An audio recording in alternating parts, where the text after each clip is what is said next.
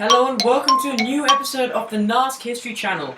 Today we'll be talking about World War I, more specifically looking at the romance and reality of the war.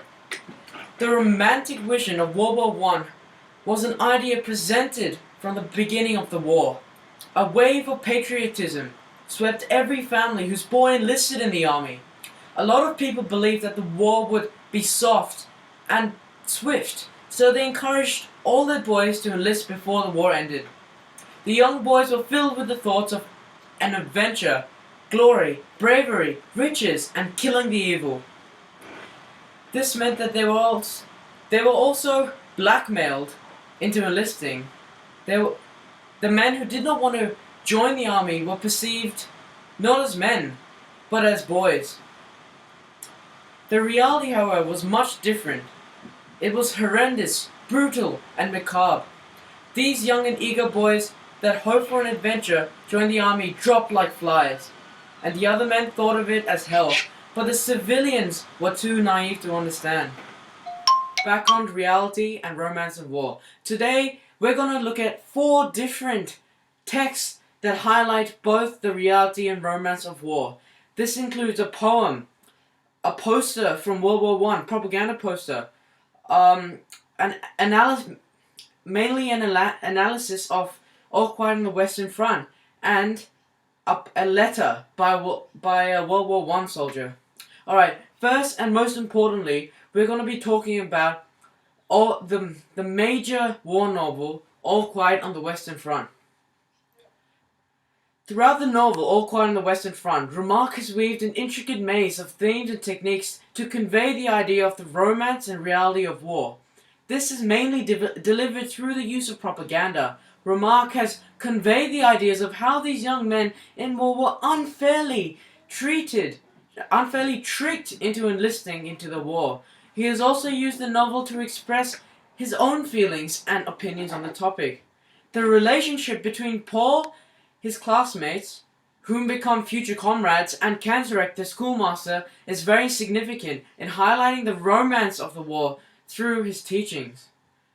At school, it was taught that it was an honor to serve the army. The boys enlisted believing that the war was a great adventure, but they were wrong. And through the start of the war, the boys believed that their elders implied deeper and insights of authority and more humane wisdom.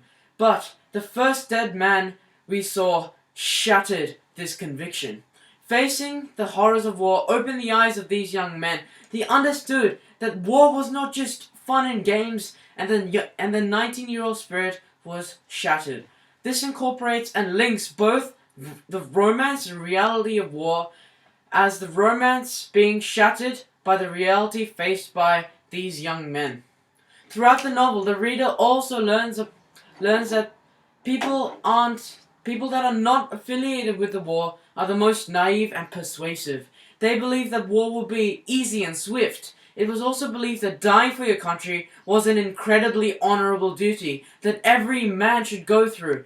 But they did not understand the fear of going through waiting for death. They just persuaded. This is supported by the line, "From time to time, even our parents call us cowards." Their parents did not comprehend the reality of the war. They were only fed with the information of the romanticized part of war, the adventure, spirit, patriotism, camaraderie, and the payment. They believed that there was nothing to lose.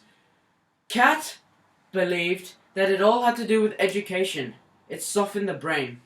These 2 examples of the novel truly encompass how romance was spread at the time and how reality literally broke thousands of young men. Remarque was one of those men who was also shattered, and through his novel, he has truly shown the reader how war was perceived at the time and how it really was. Now we're going to go on in speaking about a letter found inside an attic in London about a German soldier, about a day in battle of a German soldier. It really highlights the reality and the horror of war, and it really gives you a first-person view and imagination on this. So the diary entry reads as, Today was a horrible day on the front. My ears are still ringing from the sounds of the shells exploding in front of us all day. We must have been out there for at least 8 hours. Already my best friend Jared has died. He took a bullet in the back of the head and died almost instantly. I too had a close call when a shell landed just 3 meters away from me. Luckily I heard it coming and bolted as fast as I could to the nearby shell hole. I almost spent 4 hours in that shell hole, scared to death as I heard the continuous ear-piercing sounds of the shells crashing to the ground around me. The fighting ceased early. At around 11 p.m. I was very grateful for that, as I was able to eat tonight, unlike other nights where we had to starve. I visited the infirmary ward, and not to my surprise it was completely filled with dying soldiers, coughing up their lungs because they swallowed gas, and others with their legs, arms and faces missing. A truly horrendous sight.